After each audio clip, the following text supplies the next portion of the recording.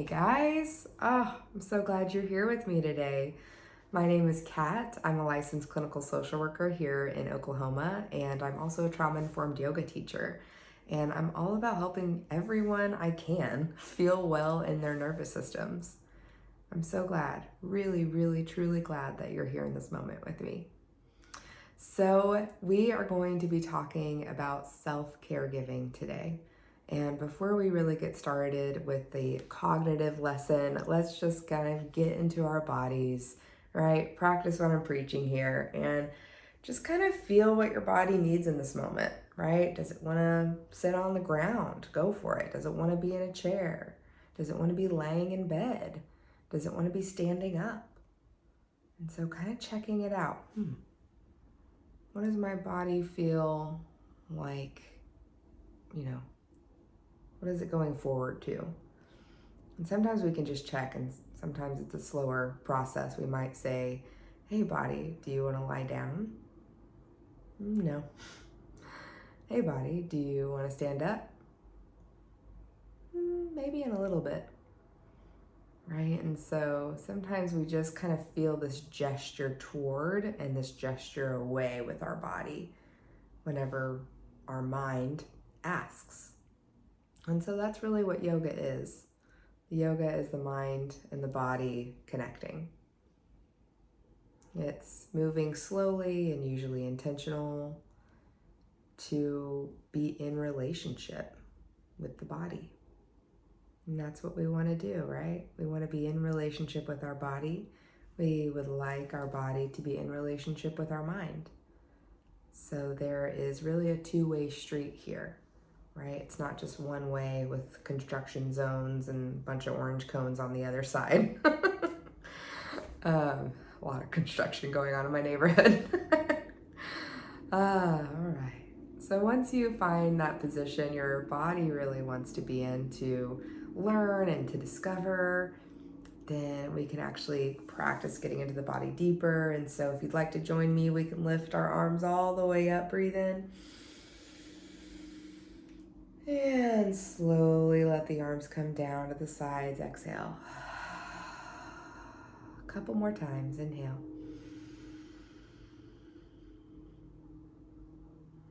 And exhale.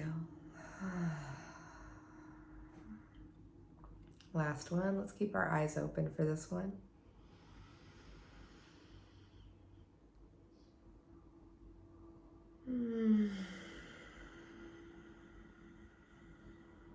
Nice, okay.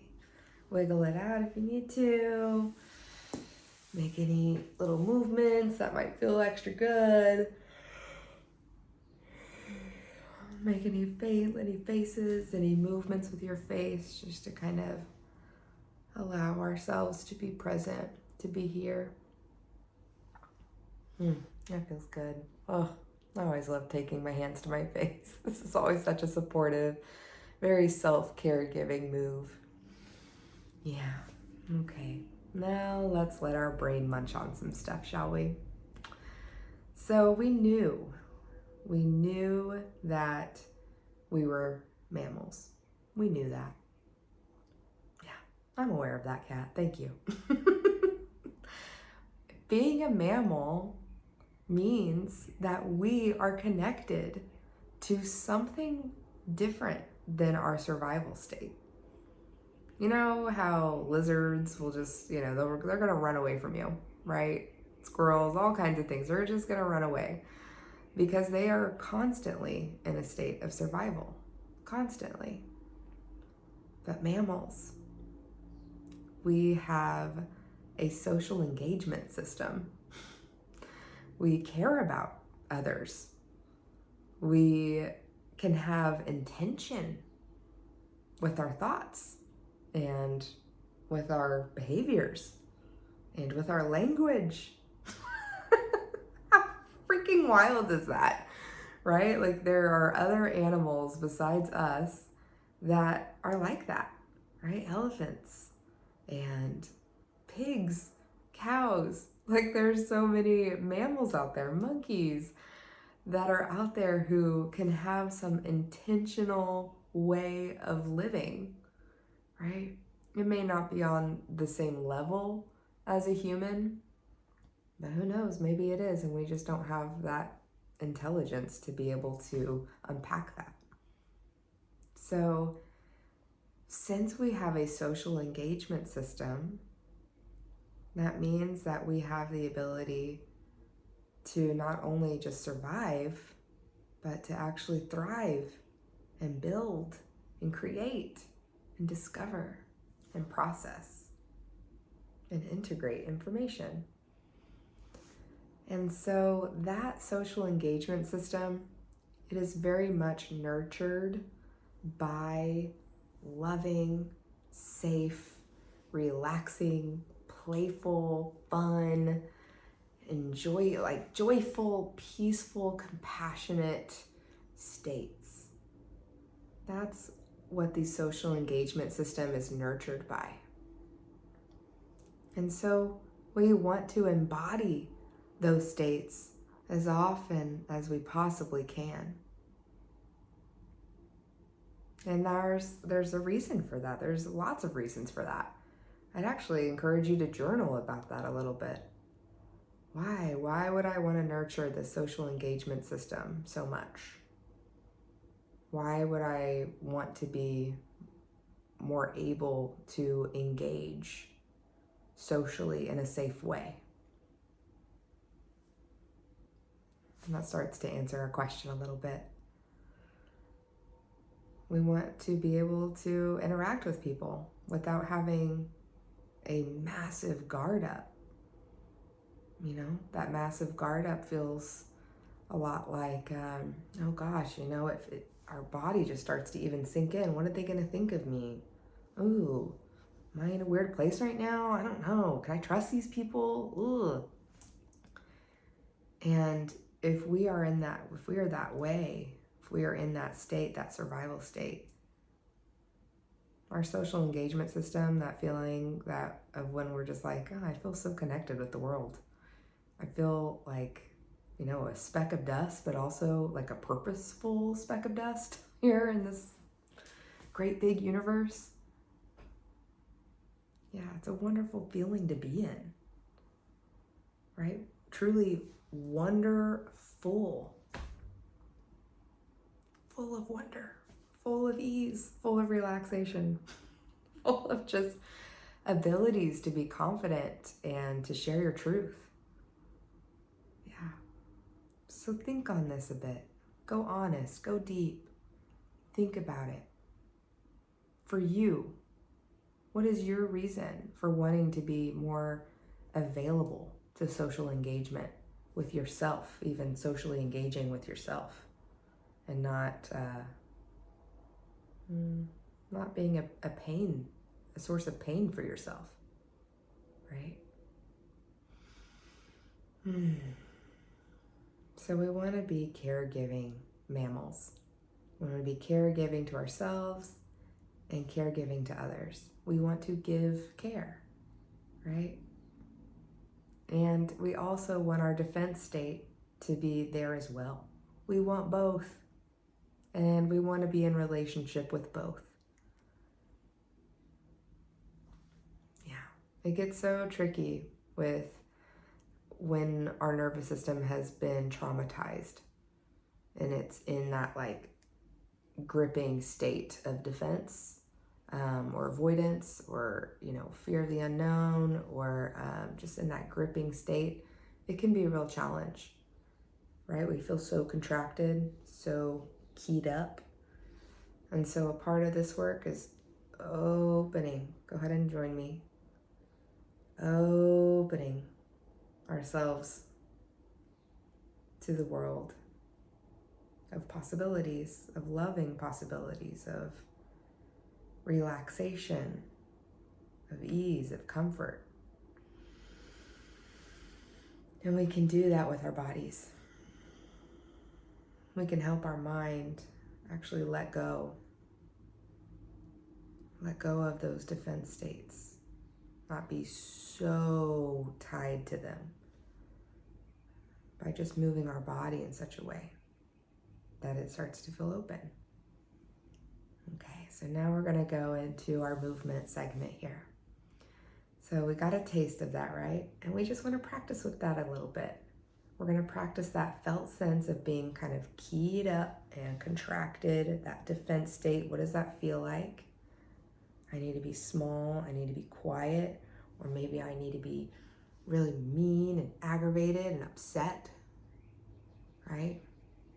Very powerful states our survival system has. Very powerful states. So let's practice with our survival states and then move into our social engagement state. So let's first go into defense. So defense, everybody put up your bear claws. Put them up. Put up your bear claws. We're gonna get a little silly here so we don't actually go fully into our defense state. So put up your bear claws and just make a big old kind of mean growly face. Just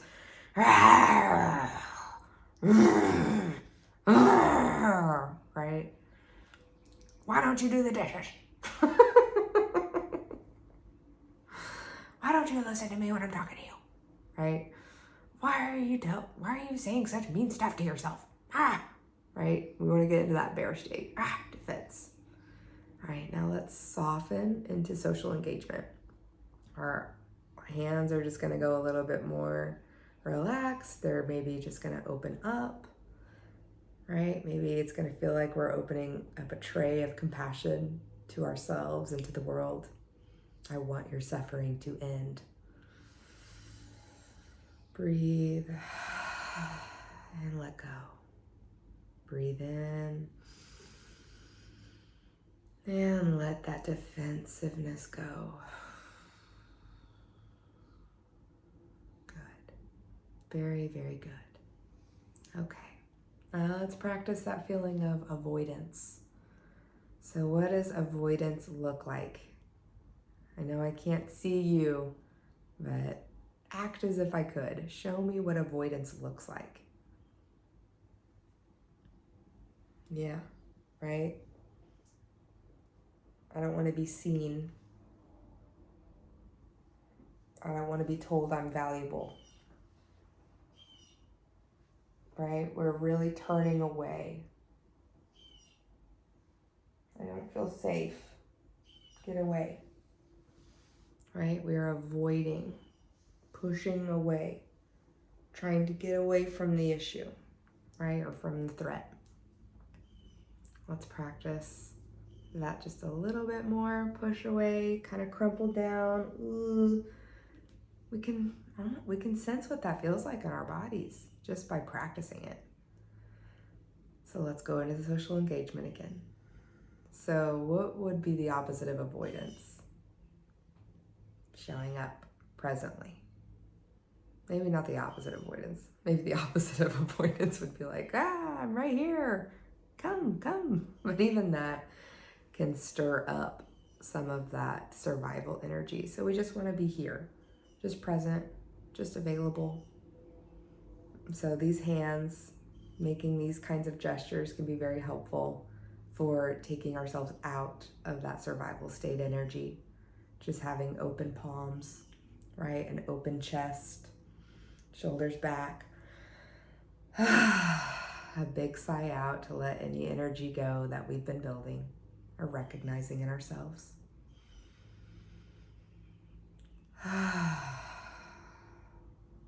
Good. Maybe we need something a little extra. Maybe a hand to the chest or the hand to the shoulder. Maybe a hand to the cheek. Maybe you want to add some rhythm. Good. All right. So we practiced a little bit of those defense states today. We practiced a little bit of what it feels like to be in that social engaging space. Usually having some open palms can be helpful. Some nice air moving in the belly. Really allowing our tone to be soothing. Swallowing saliva that's gathering in the mouth. Allowing ourselves to yawn freely or just move our jaw freely. Just move our body freely. Such a helpful way to to move out of that defense state. So the next time you're agitated and you're needing a moment of peace, or you really want to feel that socially engaging kind of space, just take some time with yourself, maybe with somebody who feels really regulating to you. They totally get you. They can help you get into that space pretty easily, right? And just come into that space and just kind of be. It takes a while. It can take a while sometimes, but we don't want to avoid it or walk away from that socially engaging space. If we truly are safe, we're looking around, this is actually a truly safe moment. We want to practice. We do want to practice those emotions and those states of compassion and ease and comfort and relaxation and joy and silliness and freedom, because that's how that is going to continue to wire that social engagement part of us that we have. We are mammals and we are caregiving, and we want to give ourselves that care so we can continue our work here as human beings. Very good. All right, let's go ahead and take our arms up again. Once more, inhale, really stretch up. And then bringing our hands to heart center if that feels nice and good. And then in yoga, we say namaste to close a practice, and it means the light in me sees and honors the light in you. And we bow. Namaste. Thank you so much for joining me on this little almost 20-minute adventure. I keep thinking they're going to be about 10-15 minutes, but they may be closer to 20. Thank you so much for being here. Please click the like button and subscribe and tune in for more. Have a wonderful, wonderful, wonderful moment, at least a couple of times today. All right, I'll see you later. Bye.